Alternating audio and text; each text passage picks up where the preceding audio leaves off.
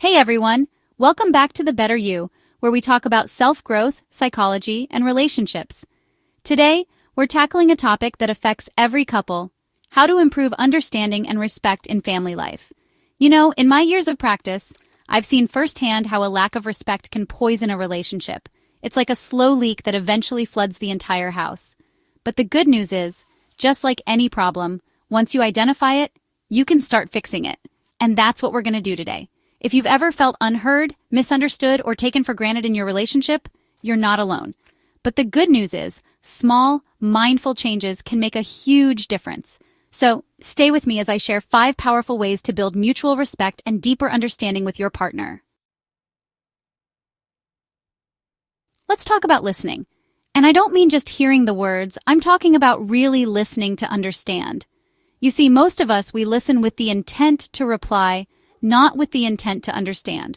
We're already formulating our response before the other person is even finished talking. That's not real listening. That's just waiting for your turn to talk. And when that happens, you miss out on what your partner is really saying, what they're feeling. You miss the emotional cues, the unspoken words. So how do we become better listeners? It starts with active listening. The next time your partner is talking, put your phone down, turn off the TV, and give them your full attention. Look them in the eye, nod your head, and show them that you're engaged in what they're saying. And here's a little trick. Repeat back what you heard, not verbatim, but the gist of it. Say something like, "So what you're saying is," or "I hear that you feel." This does 2 things. It makes sure you understood correctly, and it shows your partner that you were really listening. Now, this might feel a little awkward at first, but trust me, it works. When you actively listen, you create a space of understanding and respect. You show your partner that their thoughts and feelings are important to you, and that's a powerful thing. Let's talk about arguments. Every couple argues, it's normal, but it's how you argue that makes all the difference. You see, when we're angry or frustrated, it's easy to fall into the trap of blaming our partner. We use you statements like weapons. You never listen to me. You always do this.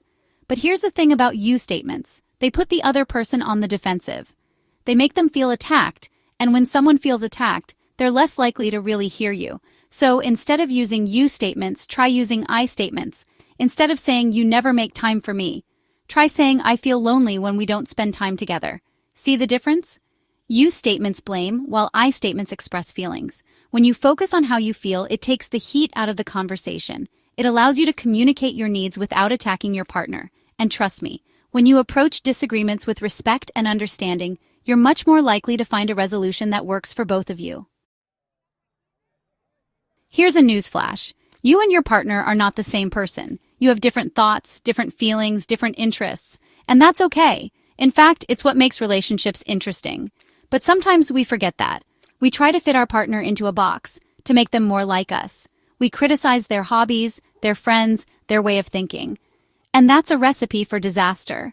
Respecting your partner means respecting their individuality. It means accepting them for who they are, even if they're different from you. It means celebrating their strengths and accepting their weaknesses. Now, this doesn't mean you have to agree with everything your partner says or does. It just means you need to approach their differences with curiosity and an open mind. Instead of saying, "Why do you like that?" try asking, "Tell me more about that." And remember, giving each other space is just as important as spending time together. Encourage your partner to pursue their passions, even if you don't share them. Let them have their own friends, their own interests. Because the more you respect each other's individuality, the stronger your bond will become. We all crave appreciation. We want to feel valued, seen, and heard. And yet so often we forget to show appreciation to the people we love most. We take them for granted. We assume they know how we feel. But here's the thing. Even if your partner knows you love them, they still need to hear it. They need to feel appreciated. And it doesn't have to be some grand gesture. It's the little things that count. Make it a habit to express your gratitude daily. Thank your partner for making breakfast, for taking out the trash, for simply being there for you. Leave them a love note, send them a sweet text, tell them how much you appreciate their support. And I'm not just talking about words. Actions speak louder than words. Do something nice for your partner, just because. Give them a back rub, make them their favorite meal, surprise them with a small gift. When you make an effort to show appreciation, you create a positive and loving atmosphere in your relationship. You make your partner feel valued and respected, and that's a gift in itself. Life is busy. We're all juggling work, family, friends, and a million other things. It's easy to let our relationships fall by the wayside. We tell ourselves we'll make time for each other later, but later never seems to come. But here's the truth. Relationships require effort. You have to be intentional about spending quality time together. And I'm not talking about just sitting on the couch watching TV, both of you glued to your phones. I'm talking about real, undistracted quality time. Schedule a regular date night, even if it's just once a month. Turn off your phones, put the kids to bed, and just focus on each other. Talk, laugh, reconnect. Remember what it was like when you first met. And it doesn't have to be a big production. Even small moments of connection throughout the day can make a difference. Eat dinner together at the table, go for a walk after work, cuddle up on the couch, and talk about your day.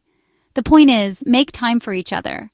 Put your relationship on your priority list. Because when you invest in your relationship, you're investing in your happiness.